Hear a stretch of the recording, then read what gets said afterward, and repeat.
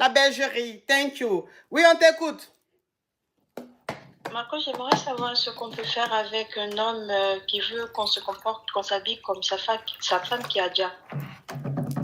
Hein? Je vous explique, ma coach. Uh-huh. Quand j'ai connu cet homme, j'étais étudiante et il était marié avec ma meilleure amie qui avait déjà 2 enfants avec lui.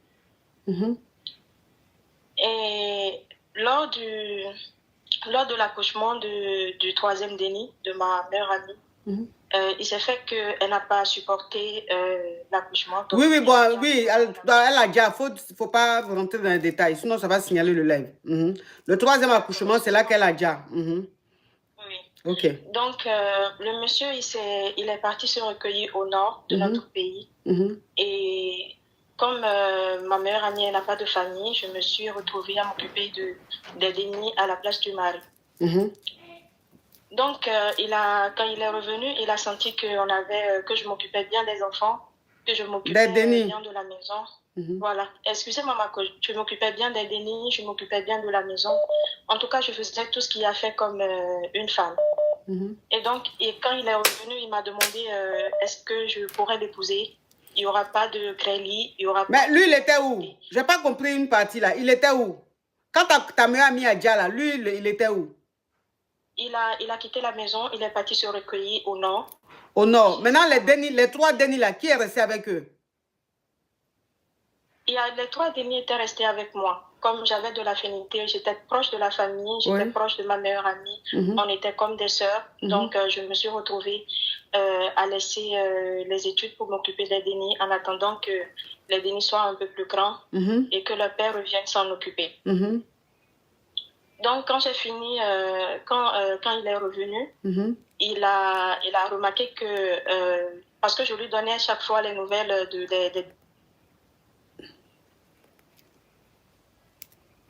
d'épouser, qu'il n'y aura pas de crédit, qu'il n'y aura pas d'affinité, puisqu'il ne peut pas trahir la mémoire de sa femme. Mm-hmm. Et donc, il faudrait juste qu'il va juste me marier pour que je puisse m'occuper de la maison, que je puisse m'occuper des dénis et tout. Mm-hmm. Et moi, je me disais que j'étais jeune, donc je ne pouvais pas me mettre dans cette relation, que je voulais un homme qui m'aime, je voulais un homme qui prend soin de moi et que ça ne me dérangerait pas de toujours m'occuper des dénis, mais que de me donner la possibilité de me reconstruire aussi. Mm-hmm. Donc, il m'a vraiment pas tenu informée de la situation. Un jour, j'étais à la maison avec mes parents quand il est venu avec ses parents me demander ma main. Mm-hmm. Faire le coco. Mm-hmm. Et moi, ça ne m'a pas surpris parce qu'il était vraiment déterminé. Mm-hmm. Donc, j'ai dit, il y a mes parents qui m'ont dit que si il a fait ce pas, c'est parce qu'il sait que peut-être ma meilleure amie est passée par moi mm-hmm. pour que je puisse accepter son homme. Mm-hmm. Et moi, je n'ai pas trouvé d'inconvénient. Après 1000 réflexions, j'ai décidé d'accepter. Mm-hmm. Et on s'est mariés il y a 4 ans. Mm-hmm. Et je me suis retrouvée à m'occuper de lui, à m'occuper de la maison. Donc, au bout d'1 an et demi... Oh, la reine diva, love you so much. Ok, ma chérie, je vais récapituler et tu vas continuer après. Alors, tu as ta meilleure amie qui était mariée. Et donc, elle a eu 2 enfants avec son mari, 2 dénis avec son mari. Et quand elle est tombée en gbé du 3e déni, quand elle allait à l'accouchement, elle a déjà. Le déni est resté, elle est partie, elle a déjà. Donc, quand elle a déjà, toi, tu as récupéré les 3 dénis parce que vous étiez comme des sœurs. Vous étiez vraiment de meilleures amies, très, très, très meilleures amies. Donc, tu as récupéré les dénis pour t'occuper des dénis. Mais le mari, comme il n'a pas supporté le djali de sa femme, il allait se recueillir dans une autre ville ou dans un village. Donc, il est resté là-bas des mois. Quand il est revenu, il a vu que... Bon, tu l'appelais, hein, pendant qu'il était allé se recueillir, tu l'appelais pour lui donner les nouvelles des dénis, pour lui faire le compte rendu, que tout se passait bien et tout. Il envoyait souvent le jeton pour que tu puisses t'occuper du déni et tout ça, des dénis. Quand il est rentré, il a vu que, franchement, tu avais bien pris soin des dénis. Et il a dit, franchement, les dénis sont bien avec toi et qu'il aimerait que vous vous mariez. Mais il ne va pas te marier parce qu'il est fond de toi. Il te marie pour qu'en fait, tu puisses rester là avec les dénis. Tu lui as dit non, que toi, tu ne pouvais pas. Parce que toi, tu veux qu'on te marie par amour. Tu veux qu'un homme te marie parce qu'il t'aime. Pas parce que tu dois t'occuper des dénis. C'est comme ça que vous êtes restés. Et un jour, le monsieur est venu avec sa famille chez tes parents pour venir faire le coco. Et quand il est venu, tes parents t'ont dit, ah, peut-être que c'est ta meilleure amie qui est en train de passer par son mari pour que vous puissiez vous mettre ensemble. Peut-être que c'est un signe de ta meilleure amie. Il faut accepter. Donc, tu as fini par accepter et vous vous êtes mariés. Donc, ça fait 4 ans que vous êtes mariés légalement. C'est ça, ma chérie? Oui, ma coach, c'est bien ça. Ok, donc tu continues, ma chérie, mais avec un peu de pêche dans ta voix, s'il te plaît. D'accord, ma coach. Donc, après un an et demi de mariage, on n'a toujours pas gré, on n'a rien fait et on est resté dans la maison comme ça. Et moi, j'ai trouvé un bon boulot et je m'occupais également des dénis et tout allait très bien. Et un soir, on était dans notre mouvement et c'était le Nouvel An. Et on s'amusait avec nos amis. Et quand nos amis sont partis, dans la discussion, on parlait de ma meilleure amie. Et ce qui ne devrait pas se passer, s'est passé ce jour-là. Vous avez gré. Donc après, oui, nous avions gré. Et c'était la première fois qu'on a gré. Et il m'a... Et ça c'était un an après le mariage, hein? C'était un an après le mariage. Oui. Et donc, il m'a dit qu'il ne voulait pas m'avouer puisqu'il a été ferme là-dessus. Mais au fil des mois qui passaient, il est tombé fond de moi. Et moi, j'étais contente parce que je me disais que finalement, voilà, ce que je voulais, c'est que je l'ai eu. Le fait d'avoir un homme qui m'aime pour me marier par amour. Donc, je l'ai eu finalement et on a continué dans ça. Et on a eu, après ce grêlis, tout s'était bien passé. On a commencé à grêler fréquemment jusqu'à ce que, en tout cas, je ne tombais pas en B. Je ne tombais pas en B. Je m'occupais des enfants. Et un jour, il y a l'aîné de ma meilleure amie, il y a l'aîné de ma meilleure amie qui m'a lancé un mot un jour pour me dire que je suis venue prendre la place de sa maman, ce qui m'a beaucoup blessée et j'ai commencé vraiment à ressentir le mal parce que cet enfant, ce déni, je l'adorais. Et le fait, je crois que c'est le fait que j'ai commencé à gré avec son papa que la jalousie a commencé. Oui. Donc, on a continué dans ça. Il y a eu des événements au boulot de mon mari. Donc, le soir, je ne savais pas ce que je devrais porter. Et il ne m'avait pas envoyé le jeton pour que je puisse aller au prêt-à-porter pour aller acheter quelque chose. Et moi, depuis qu'on était mariés, je ne savais pas qu'il avait arrangé les vêtements de ma meilleure amie quelque part dans la buanderie que moi, je ne savais pas. Et lorsque je lui ai demandé ce que je voulais porter, il m'a donné comme réponse par message que en fait, il y a des vêtements de ma meilleure amie qu'il a gardés quelque part. Il y a même des vêtements neufs qu'elle n'a pas portés. Donc, si ça ne me dérangerait pas, si je pouvais les porter. Donc, moi, je ne trouvais pas d'inconvénient. Je me disais que de toute façon, ma meilleure amie et moi, on avait l'habitude de partager des vêtements. Donc, ça ne serait pas parce qu'elle a déjà que je ne pourrais pas accepter. Donc, j'ai accepté de porter pour la première fois les vêtements. J'ai accepté pour la première fois de porter les vêtements de ma meilleure amie et de lui faire plaisir, en tout cas, pour qu'il puisse voir peut-être en moi, sa femme. En tout cas, je me suis mis ça dans la tête. Et j'ai mis les vêtements de ma meilleure amie pour la première fois, ses sandales, son sac. J'étais maquillée comme elle et voilà, il a aimé. Mais ma coach, depuis ce jour, on dirait qu'il est devenu vraiment à fond sur le fait que je dois me comporter comme elle, je dois m'habiller comme elle, je dois faire les cheveux comme elle, je dois carrément changer ma démarche comme elle et je dois me comporter comme si j'étais sa femme. Alors qu'on n'a aucune ressemblance. Elle est extravertie, moi je suis introvertie et voilà, il ne voulait plus que je sois moi-même, que je sois comme ma meilleure Comme ta meilleure amie. Que je lui parle, je sois attentionnée comme elle. En tout cas, que je ne suis plus moi, que je ne sois plus moi-même. Ok, ma chérie. Ok, ma chérie. Je vais récapituler. Hein. Je vais continuer. Je vais continuer, ma chérie. Alors, quand vous êtes mariés, pendant 1 an, plus d'1 an, il n'y avait pas de grêlis. C'est-à-dire que vous étiez dans le foyer, il n'y avait pas de grêlis, mais tu t'occupais des dénis, tout se passait bien, tu t'occupais de la maison et tu as eu un bon boulot. Donc, tu as commencé à travailler. En tout cas, tout allait bien. Mais il n'y avait pas de grêlis entre ton mari et toi. Et le nouvel an, c'est-à-dire plus d'1 an après, c'était le nouvel an. Donc, vous avez reçu des amis à la maison, c'était la fête et tout. Et dans cette belle ambiance-là, quand les amis sont partis, vous avez gré. Pour la première fois, plus d'1 an après le mariage. Et quand vous avez gré, il a fini par t'avouer que à force, il a commencé à avoir des sentiments pour toi. C'est-à-dire, il a commencé à tomber fond de toi. Et voilà comment maintenant vous graissez maintenant régulièrement. Mais le premier déni de ta meilleure amie, lui n'a pas apprécié ça. Et il s'est fâché un jour et il t'a dit, tu es venu prendre la place de sa maman. Bon, ça, c'est des choses qui peuvent arriver. Hein? C'est un déni. Bon, c'est des choses qui peuvent arriver. Bon, bref. Donc, ton mari, il y a eu un événement à son boulot. C'est-à-dire qu'à son travail, il y a eu un événement.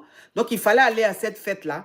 Et chaque employé devait ramener soit sa femme ou son mari. Et donc, ton mari t'a demandé de t'habiller comme ta meilleure amie. Il t'a dit qu'elle a ses habits qui sont là. Il y a des habits même qu'elle n'a pas portés. Et puis, elle a déjà, si tu pouvais porter ça, te maquiller comme elle pour que vous allez à cette fête-là. Bon, tu n'as pas trouvé ça dérangeant. Tu as pris les vêtements, tu as porté, tu t'es maquillé. En tout cas, tout ce que tu as mis sur toi, que ce soit sac, chaussures, habits, tout c'était pour ta meilleure amie. Et vous êtes partis à la fête. Et quand vous êtes partis, il était très content, tout s'est bien passé. Depuis ce jour-là, tout ce que tu vas porter maintenant, il veut que tu aies le même style que ta meilleure amie. Il veut que tu portes ses habits, il veut que tu te maquilles comme elle, il veut que tu marches comme... C'est-à-dire, il veut que tu sois elle. Alors que ta meilleure amie et toi, vous ne vous ressemblez pas, vous n'avez pas le même caractère, vous n'avez pas le même style. Donc, tu n'arrives pas à comprendre pourquoi ton mari veut tout le temps que tu t'habilles ou que tu ressembles à ta meilleure amie. C'est bien ça, ma coach. Ok, oui, on t'écoute, ma chérie. Je souligne également que pendant cette année, ça s'est vraiment intensifié parce que là, maintenant, il a rapporté des lingeries de... Non, il ne faut pas dire ça. Il faut dire des cales. Il ne faut pas dire ça. D'accord. Excusez-moi, ma coach. Des cales de ma meilleure amie et qu'on puisse avoir le grêlis là-dedans parce qu'on a finalement eu un dîner l'année dernière. Qui est encore toute jeune.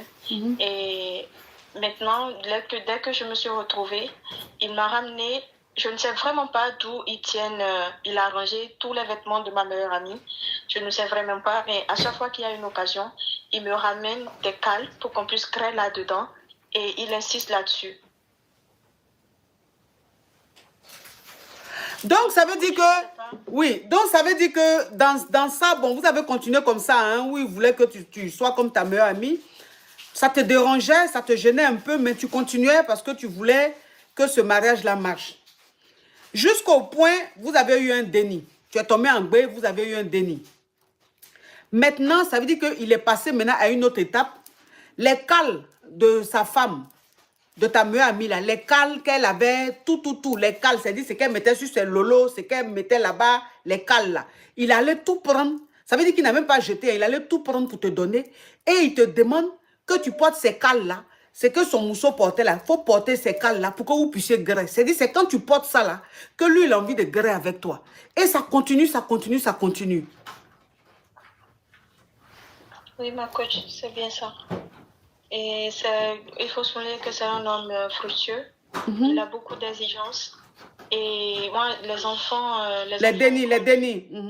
Pardon, ma coach. Les dénis ont grandi. Et parfois, les dénis partent chez le grand-mère. La team... Attends, ma chérie. Hein. Ma chérie, attends, s'il te plaît. Elle le lève et signaler. La team K orange. La team cœur orange, je vois les cœurs orange. La team cœur orange, vous voyez que le live bascule, non? Vous voyez qu'on monte à plus de 27 000 personnes connectées. Après, on redescend à 26 000.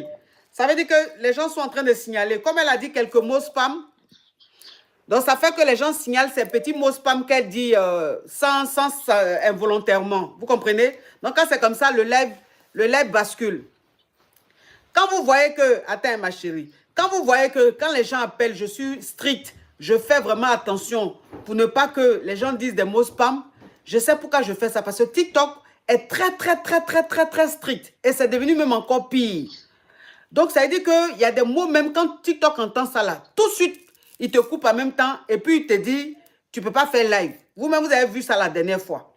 Ce qui fait que maintenant, quand les gens appellent, je suis obligée d'être strict, d'être carré pour qu'on puisse faire nos lives régulièrement. Si je laisse les gens intervenir n'importe comment, à aligner les mots spam, si on n'a plus le TikTok, on ne pourra pas faire de live. Vous comprenez? Donc, je suis obligée d'être strict pour que les choses se passent bien, pour ne pas que le live soit signalé. Voilà. Ceux maintenant que ça ne plaît pas là, ceux que ça ne plaît pas là, de toute façon, je suis strict pour que le live se passe bien là. Ceux qui ne sont pas d'accord, qui trouvent que c'est trop dur, mais c'est trop strict là, vous pouvez vous désabonner. Si vous êtes abonné là, désabonnez vous-même. Ne venez plus même, c'est-à-dire bloquez moi-même. Comme ça, vous ne verrez plus même mes plateformes. OK. Donc, ça veut dire que... c'est quoi ta question, ma chérie?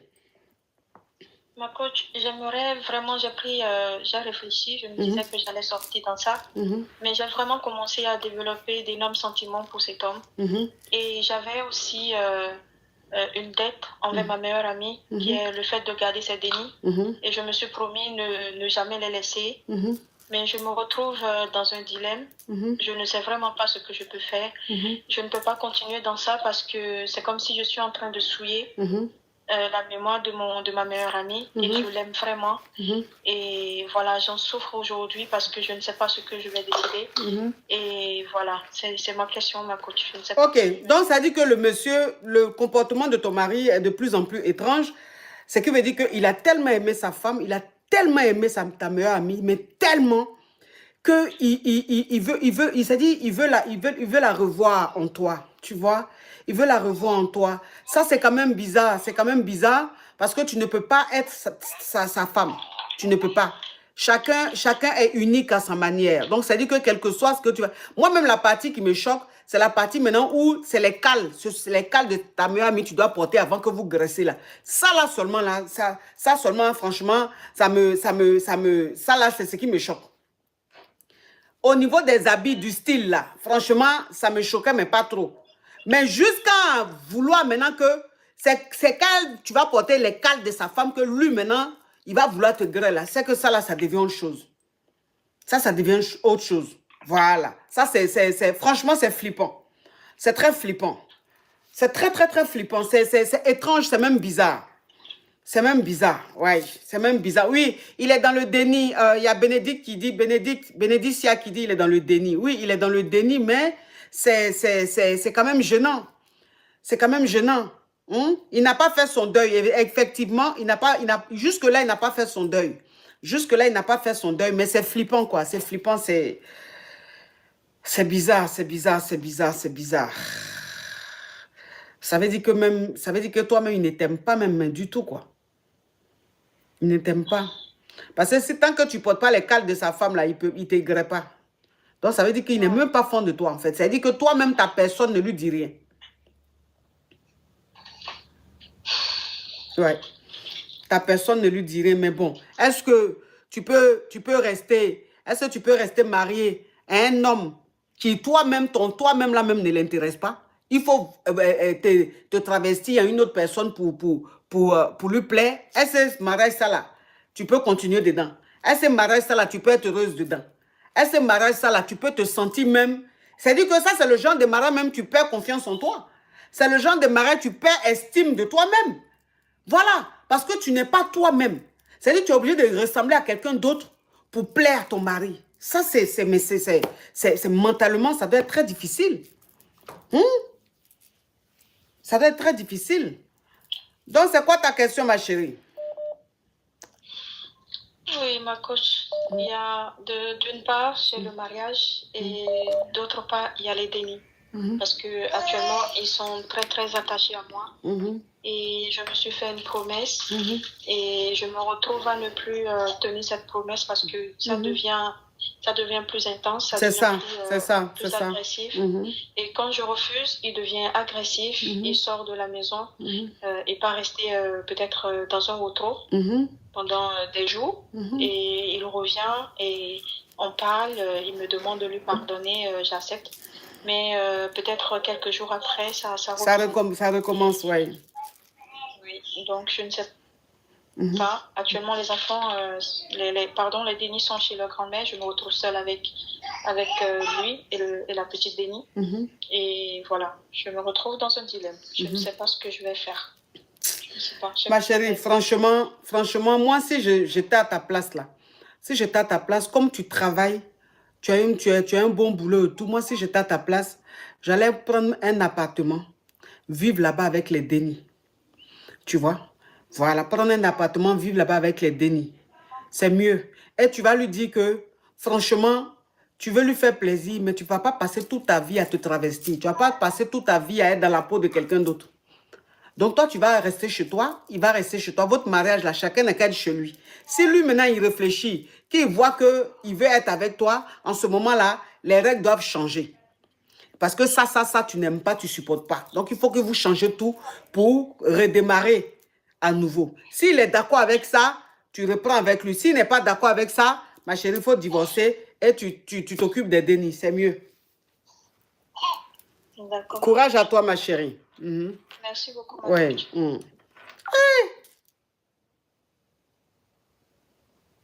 J'ai dit que dans la vie, là, si tu n'as pas encore vécu quelque chose, que quelqu'un est en train de t'expliquer son expérience, là, quelqu'un est en train de t'expliquer sa vie, là, il ne faut pas dire que la personne ment. Ce monde que vous voyez, là, il y a tellement de choses. Tellement de choses. Je vous jure. Tellement de choses. Moi, il y a une femme qui me suit. Cette femme, elle va se reconnaître. Elle est en Belgique. La femme, là, quand elle suivait mes lives avant, là, quand elle suivait mes émissions avant, elle disait, oh, ça, c'est des scènes. C'est des scènes. C'est des gens, ce sont des gens que Coach Amonchik appelle avant, et puis ils s'entendent, et puis ils appellent. Ce n'est pas des histoires réelles et tout. Elle-même qui me jugeait, qui pensait que tous ceux qui appelaient, je les connaissais, c'était des histoires qu'ils inventaient, ou même c'est moi qui leur disais de raconter les histoires là. Elle-même là, elle ne savait pas que, elle pensait que c'était mise en scène là. Elle-même, elle ne savait pas que ce qui l'attendait devant là était costaud. Sa maman, oh, c'est là, thank you. Sa maman et son gars, gré ensemble. Sa maman et son gars, gré ensemble. Le gars maintenant va dire qu'il va aller la doter, il va aller la marier là. La maman dit elle ne veut pas. Elle demande maintenant, mais qu'est-ce qui se passe que la maman ne veut pas? Elle commence à mener un peu ses petites enquêtes. Elle est une tante. Vous savez qu'il y a les tatas là, qui connaissent tous les secrets de famille et puis qui parlent beaucoup. Il faut leur donner petit jeton là, c'est fini. Elle a une tata là, c'est la tata là qui va lui dire que celui que tu as emmené pour dire qu'il va te marier là, c'est le petit pompier de ta maman. Folie a pris, folie l'a prise. Quand elle m'a appelé là, elle dit vraiment, avant de commencer à parler avec vous là, je préfère vous demander pardon. Elle dit pourquoi? J'ai dit, elle dit, passez avant, je jugeais votre émission. Je pensais que c'était des mises en scène. Mais moi-même, ce qui vient de m'arriver là, et puis je suis en train de vous expliquer là, je me dis, mais, donc dans ce monde là, il y a de tout. J'ai dit, ma chérie, voilà. Dans ce monde, il y a de tout. Donc quand tu n'as pas encore vécu quelque chose, il ne faut pas dire que c'est que l'autre en train de dire, là, il ment. Le monde là est rempli de tout. Il y a Lucifer, il y a Dieu, il y a tout. Donc, tout est possible sur cette terre. Allô? Allô, ma coach, bonjour. Motherfucking design all right now.